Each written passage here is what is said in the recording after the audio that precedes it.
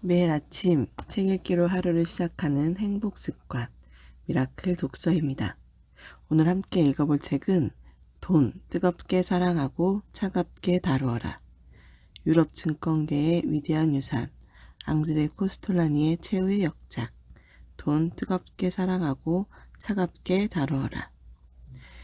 앙드레 코스톨라니 지음, 김재경 옮김, 미래의 창에서 펴낸 책입니다. 복차 먼저 살펴볼게요. 서문, 돈의 매력, 증권동물원, 투자 무엇으로 할 것인가, 증권거래소 시장경제의 신경체계, 주가를 움직이는 것들, 장기적으로 영향을 미치는 요소들, 중기적으로 영향을 미치는 요소들, 증권심리학, 정보의 숲, 어떤 주식을 살 것인가, 머니 매니저, 모험을 하고자 하는 사람들을 위해.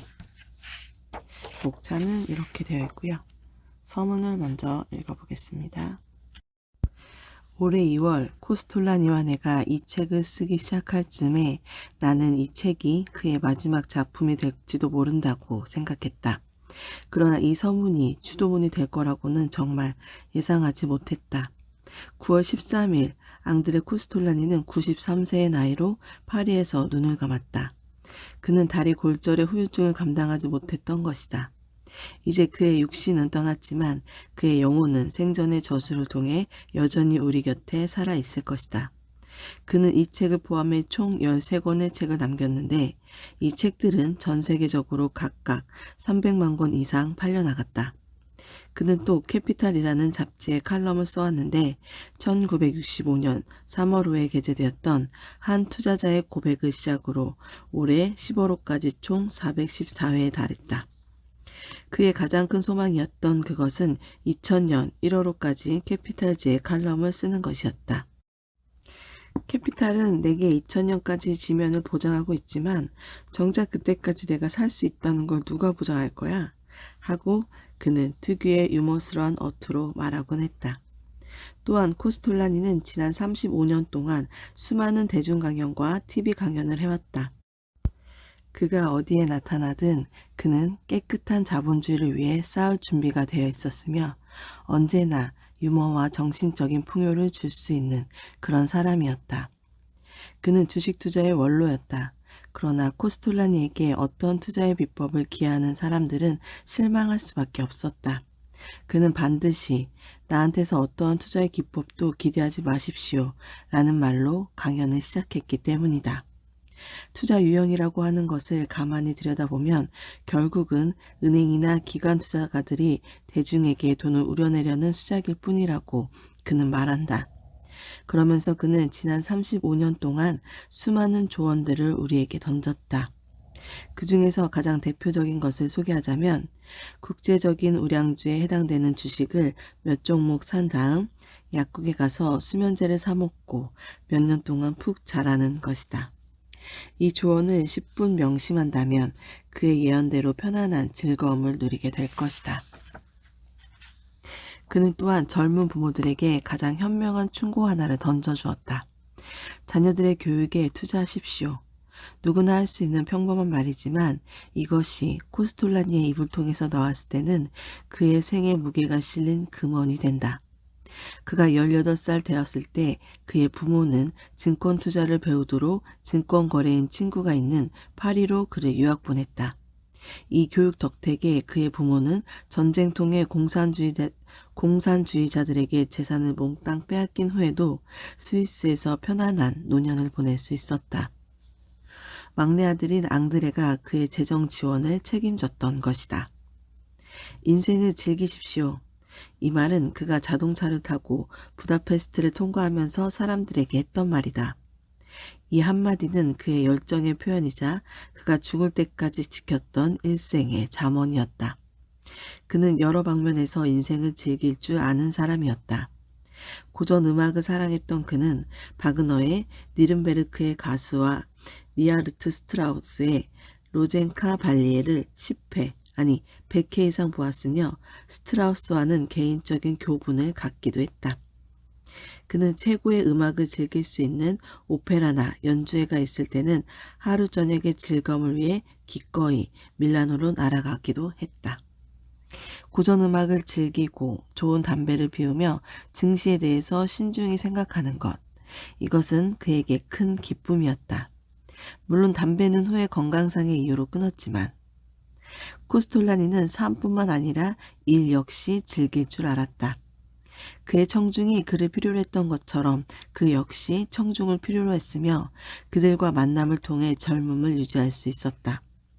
그의 싱싱한 생명력의 비결에 대해 사람들이 물으면 그는 항상 정신적인 에어로빅이라고 대답했다. 나이가 들어가면서 그는 음악을 듣고 신중하게 생각하는 것만으로는 충분하지 않다는 것을 느끼기 시작했다. 그는 계속 스스로에게 도전했다. 그는 1998년에만 30회 이상의 강연을 했고 텔레비전 방송에도 출연했으며 인터뷰도 마다하지 않았다. 강연을 하기 위해 비행기를 타거나 혹은 자동차를 타고 장시간 여행을 해서 몸이 파김치가 될 지경에 이르러도 코스톨라니는 강단에서 안락 의자에 앉기를 거부했으며 항상 연단을 두 손으로 꼭 잡고 열정적으로 강연을 시작하여 재미있고 진지한 시간을 이끌어냈다. 결국 그는 기립바스로 강연을 마치곤 했던 것이다. 앙드레 코스톨라니는 두 세대에 걸친 독일 증권거래 시장의 우상이었다. 그럼에도 불구하고 그의 삶의 방식은 우리가 흔히 알고 있는 최고 스타의 궤적과는 거리가 멀었다. 젊은 사람들이 그에게 사인을 요청해도 그는 항상 거절했다. 사람들의 간청에 못 이겨 할 수 없이 해야 할 때도 그는 항상 저는 락스타가 아니에요 라고 말하곤 했다. 그는 자칭 방랑 연설가가 되기 전에는 아내와 함께 파리나 제2의 고향인 미넨에서 살았다. 미넨에 살 때는 점심때면 대로인 히포 파사지에 있는 카페에 들리기도 했다. 저녁 때는 막시밀리언 거리에 있는 전형적인 이태리 음식점 로마에 가거나 아우스테르켈러에 가곤 했다. 그러나 세계 최고의 식당으로는 역시 파리의 식당들을 꼽았다. 파리에서는 점심때가 되며 마르메프가에 있는 레스토랑인 체스 앙드레에서 종종 시간을 보냈다. 거기에서 그가 좋아하는 파리 최고의 굴요리가 있었다. 디저트로는 초콜릿 케이크와 얇은 빵을 즐겨 먹었다. 그 다음에는 상젤리제에 있는 유명한 푸켓 카페로 갔다.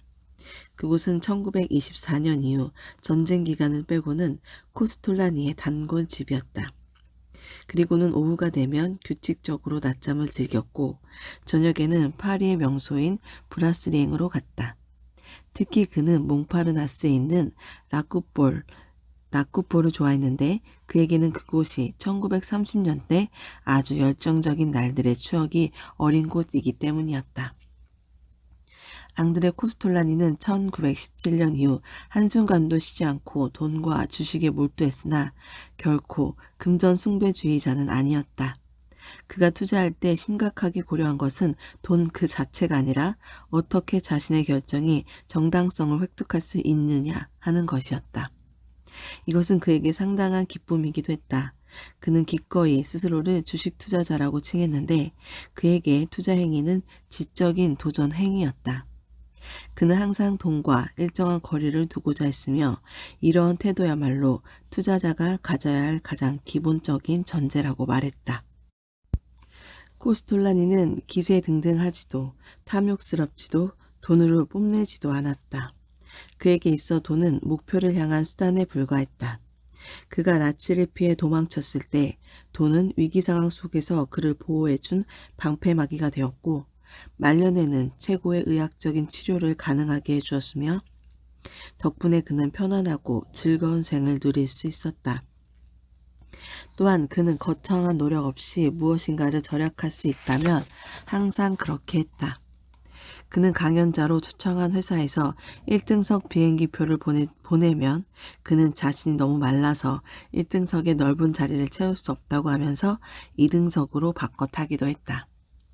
세계 시민이었던 코스톨라니는 무엇보다도 재정적 독립을 즐겼다. 그가 생각하기에 재정적인 독립은 건강 다음으로 중요한 최고의 선이며 가장 귀한 것이었다. 그에게 있어서 독립의 의미는 하고자 하는 것에 대해 말할 수 있고 거의 모든 것을 할 수 있는 것, 그리고 하고 싶지 않은 것에 대해서도 당당하게 하기 싫다고 말할 수 있고 하지 않는 것을 말한다. 코스톨라니는 칼럼니스트로서도 자신의 독립성에 무척 자부심을 가졌다. 1970년대 iOS의 헤지펀드에 대한 투쟁, 1980년대의 금본위 제도 반대 로비, 그리고 1990년대 구동독시장과 분데스방크에 대한 반대운동에 앞장서기도 했던 그는 어떠한 투쟁에도 항상 신념에 찬 행동과의 모습을 보였다. 그의 그런 모습을 본 일부 비판가들은 그가 일부러 뚜렷한 투쟁의 구도를 만들어 대중의 지지를 얻으려고 한다고 비난하기도 했지만 그것은 사실과 다르다. 그는 인간적으로 잘 아는 사람들은 그가 일상생활에서도 마치 칼럼이나 강연에서처럼 자신의 주장을 관철하기 위해 열광적으로 싸운다는 것을 잘 알고 있다. 그가 80살이었을 때 한 번은 어느 기자가 그에게 20대로 돌아가고 싶지 않느냐고 물었다. 그러자 그는 지금 날 놀리는 거요? 난 지금에 만족한다오. 다만 분데스방크와 싸우기 위해 한 10년만 더 살았으면 좋겠소. 하고 대답했다. 이미 오래전에 코스톨라니는 유명한 정치가인 오스카 라봉텐 앞에서 다음과 같이 고백했다. 내 심장은 왼쪽에서 뛰고 있어.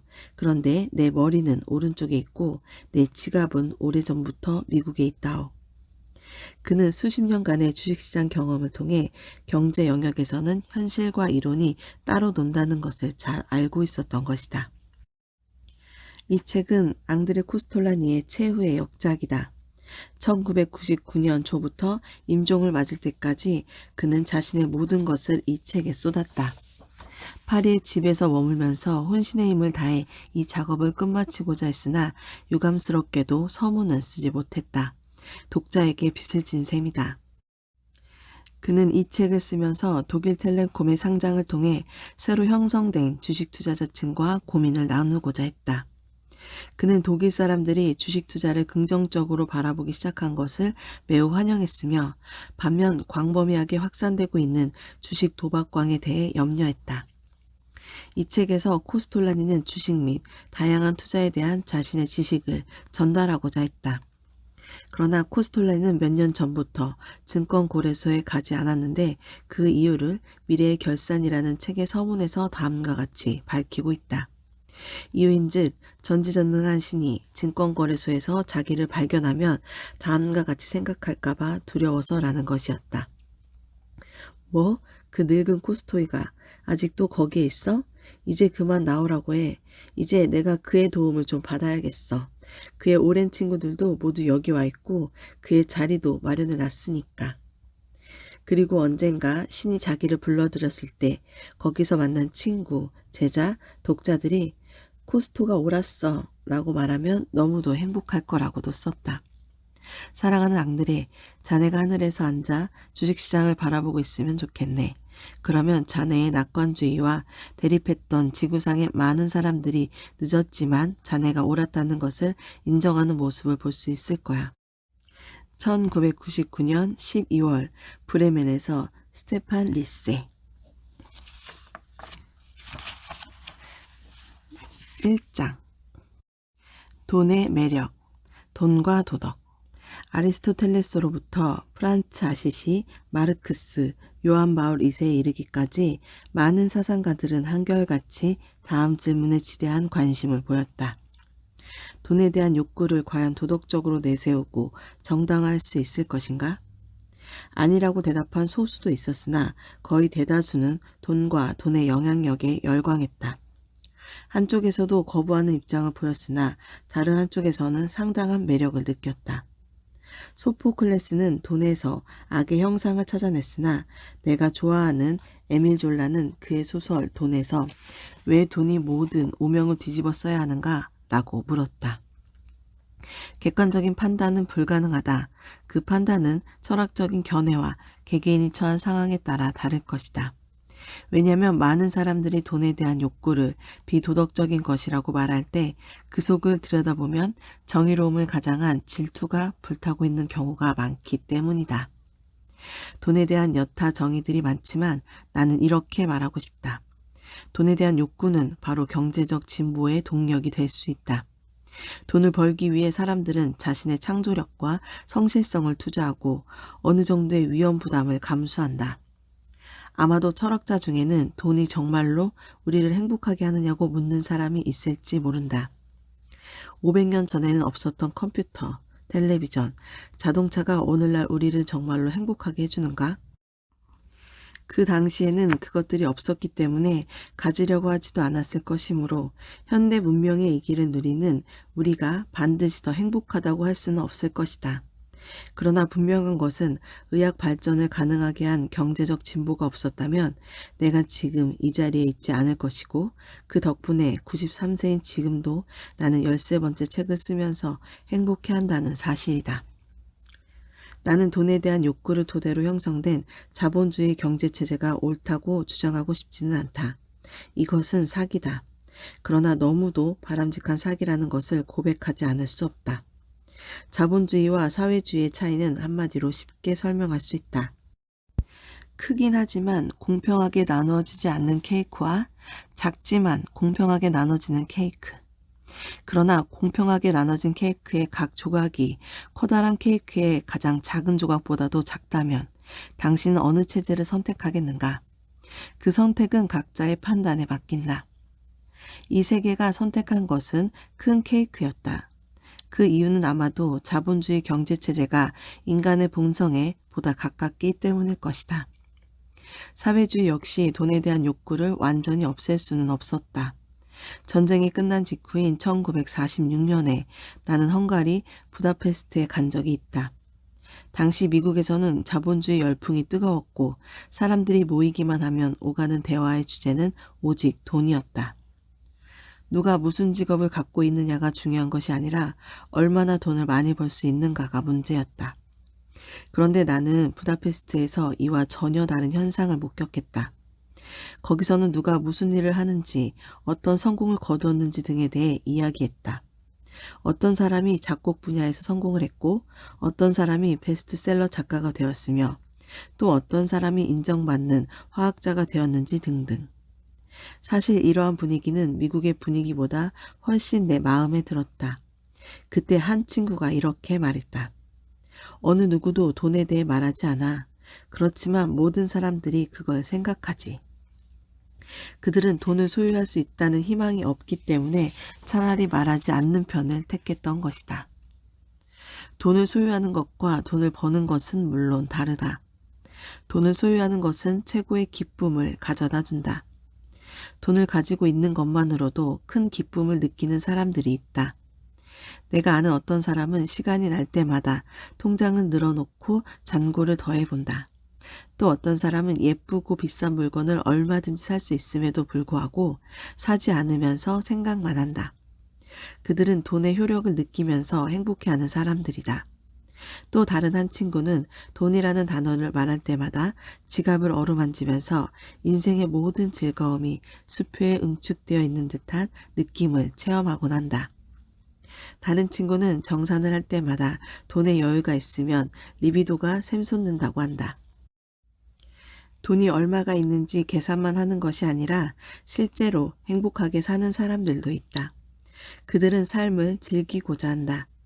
그들은 메뉴판을 들여다보지만 않고 실제로 맛있는 음식을 먹고자 한다. 만약 그런 사람들이 없다면 우리는 그런 사람을 만들어내야 할지도 모른다. 그렇지 않으면 우리는 영영 디플레이션 속에 살아야 할 것이기 때문이다. 이러한 주장을 하는 사람 중 한 명이 바로 지식인이며 헝가리의 하이네만이라고 불리는 시인 요세프 키스이다. 그에게는 다음과 같은 유명한 일화가 있다. 어느 날 키스는 생활보조금을 찾기 위해 은행으로 가던 도중 고급 식료품점에서 너무도 맛있어 보이는 파인애플을 보았다. 그는 주저하면서 물었다. 얼마요?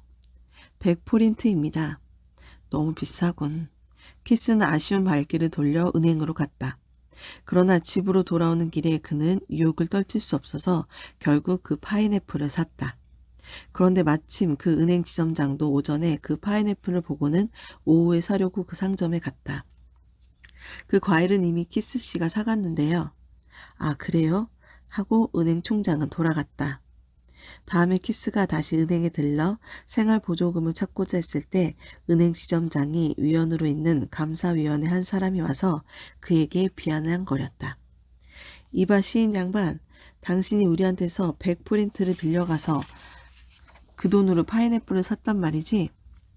위원님, 100포린트를 빌려주지 않았다면 파인애플을 살 수 없었을 겁니다.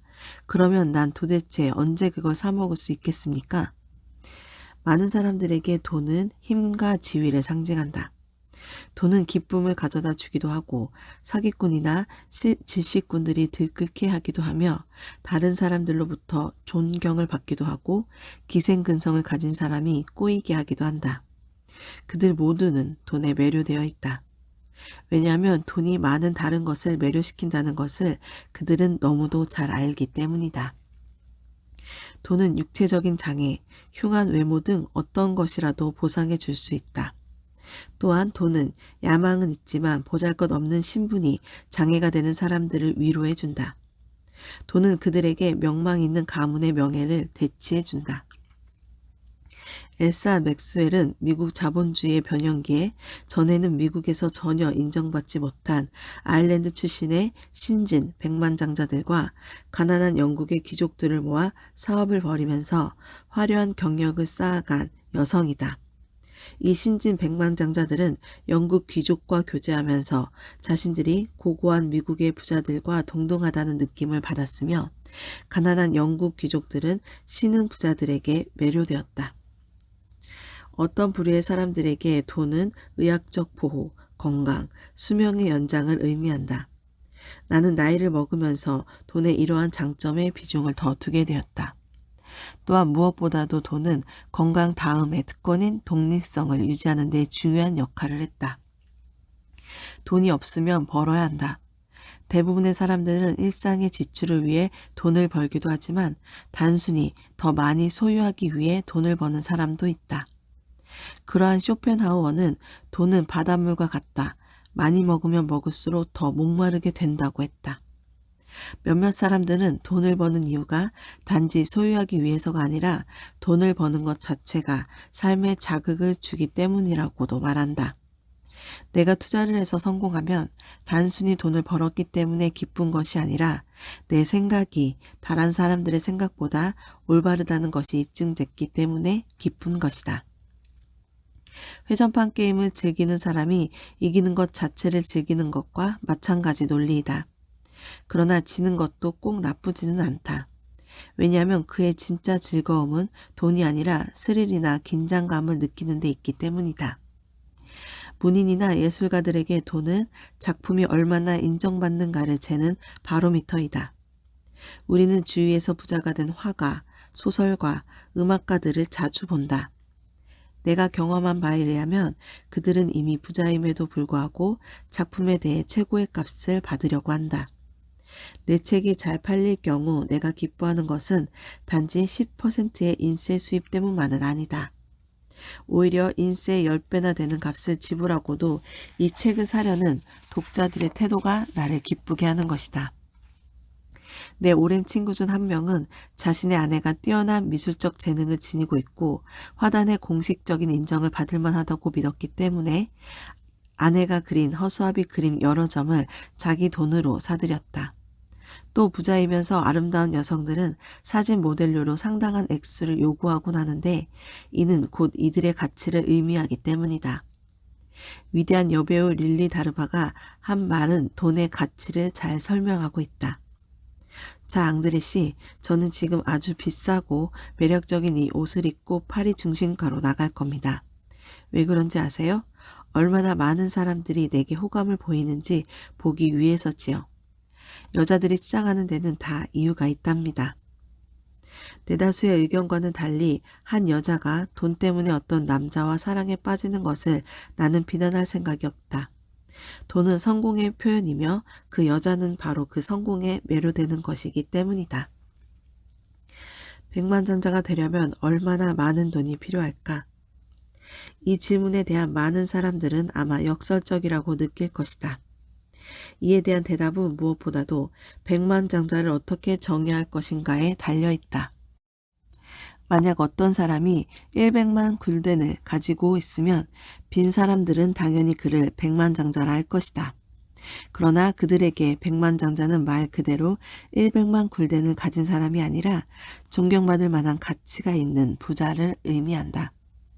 100만이라는 숫자만 가지고 이야기한다면 독일의 백만장자와 이탈리아의 백만장자는 전혀 그 의미가 다르다. 이탈리아에서는 백만장자가 별로 큰 부자가 아닌 반면 독일에서는 대단한 부자이다. 그리고 미국의 백만장자는 독일의 백만장자에 비해 2배 이상 부자일 것이다. 또 유로화로 계산해서 백만장자를 꼽는다면 그 안에 드는 사람은 그리 많지 않을 것이다. 그럼에도 불구하고 사람들은 부자를 계속 백만장자라고 부른다.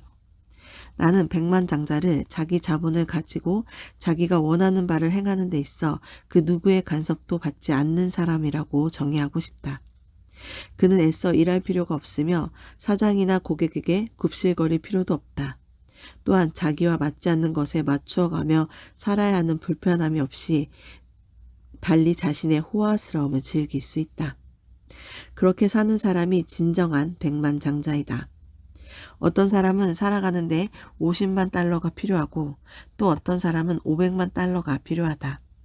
이것은 개인적인 성향과 그에게 주어진 의무에 따라 다르다.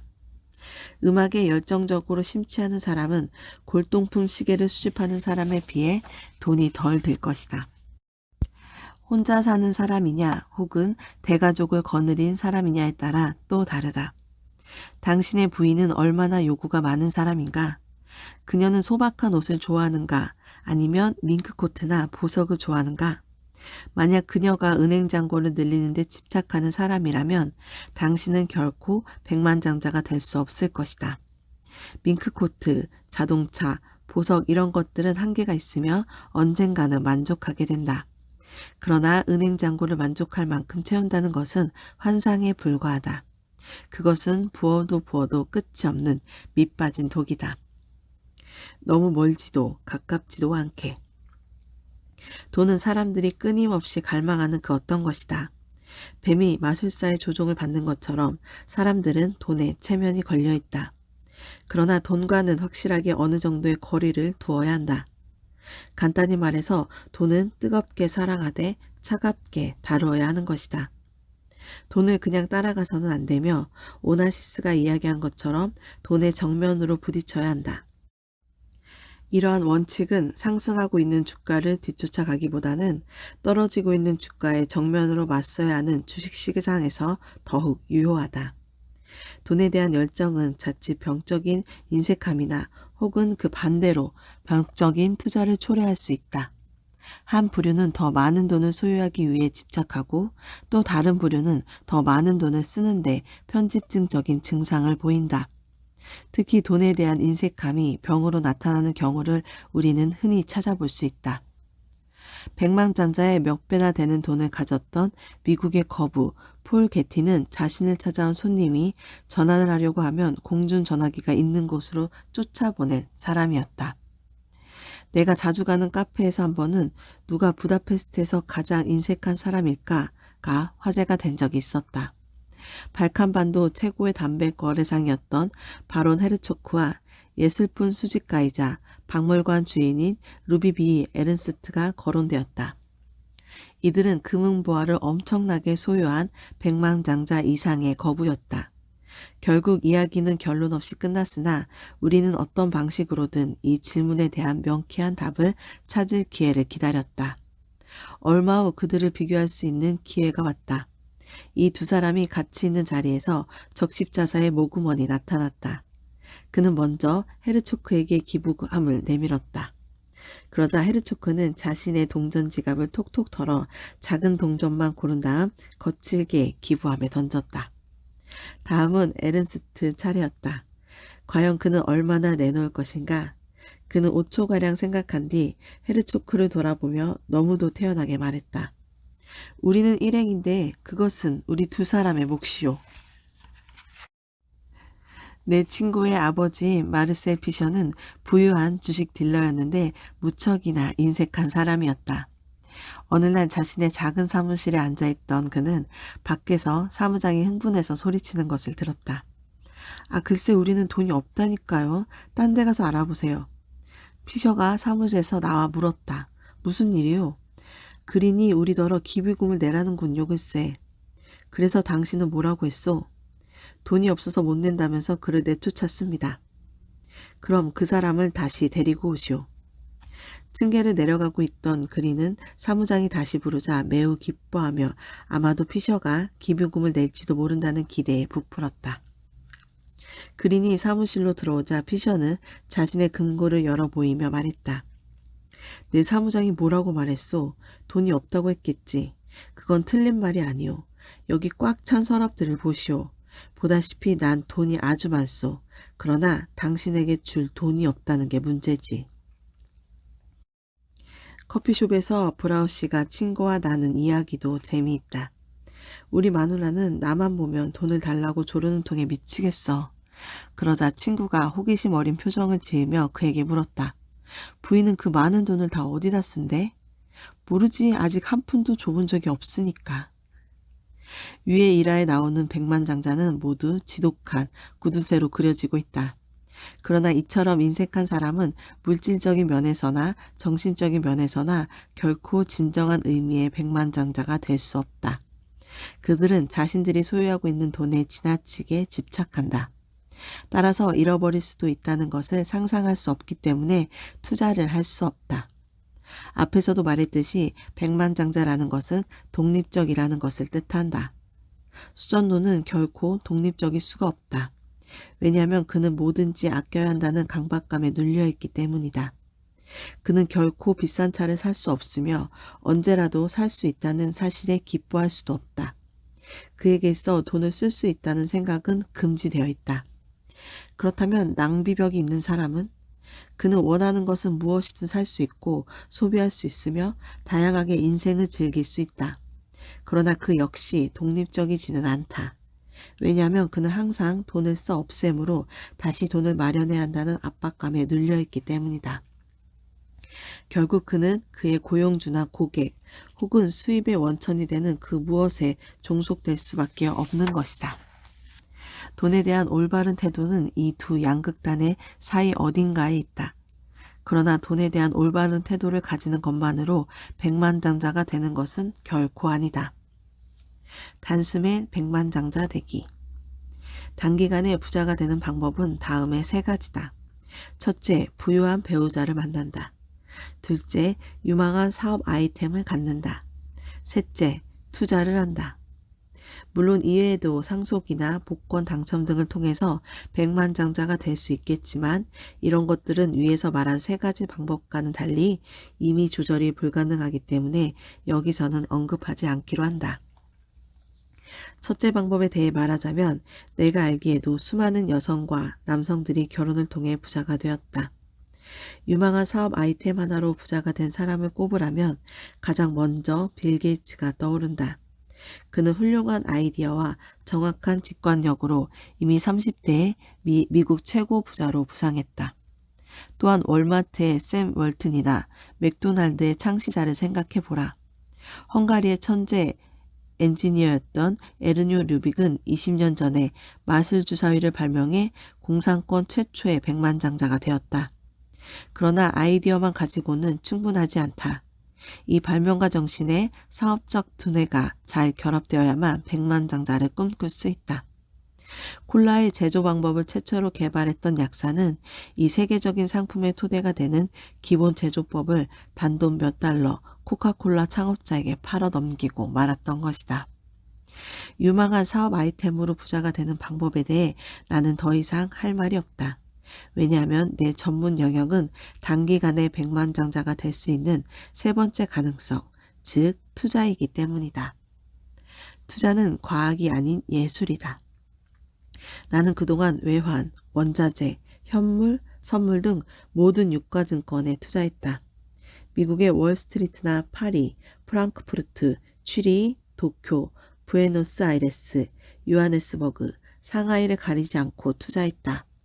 주식, 국채, 외환, 신발 가죽, 콩을 비롯한 모든 곡류, 섬유, 자동차 타이어, 철, 커피, 그리고 내가 좋아하는 카카오, 위스키, 귀금속에 투자했다. 그렇다고 해서 내가 가격 상승을 부추기는 사람은 아니다.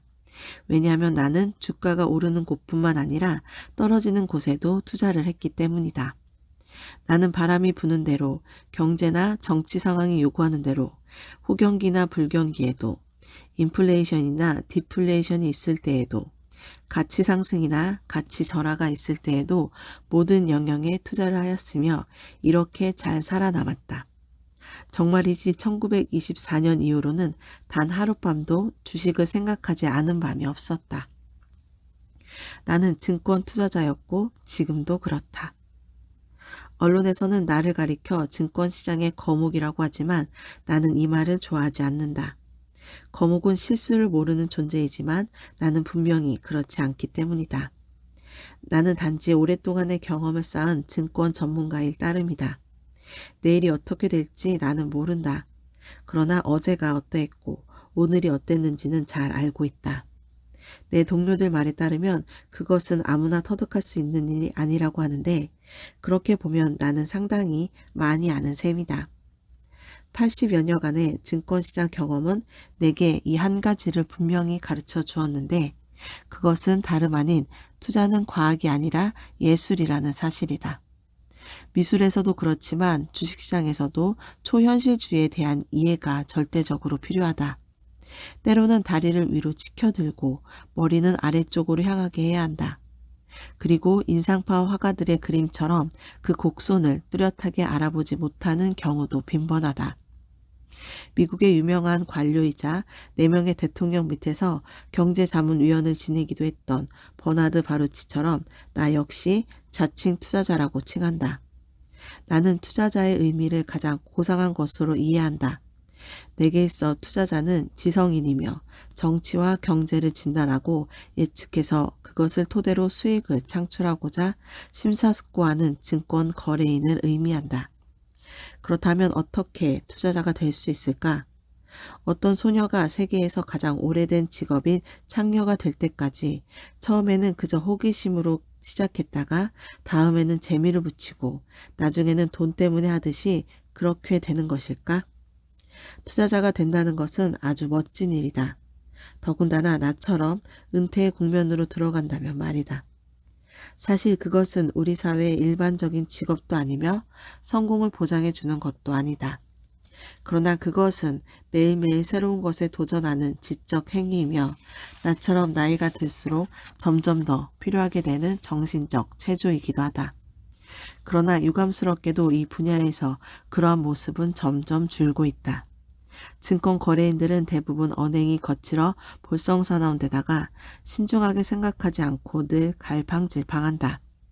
그들은 증권시장에서 오랫동안 카지노 노릇만을 했을 따름이다. 나는 이전의 책에서 다음과 같이 고백한 적이 있다.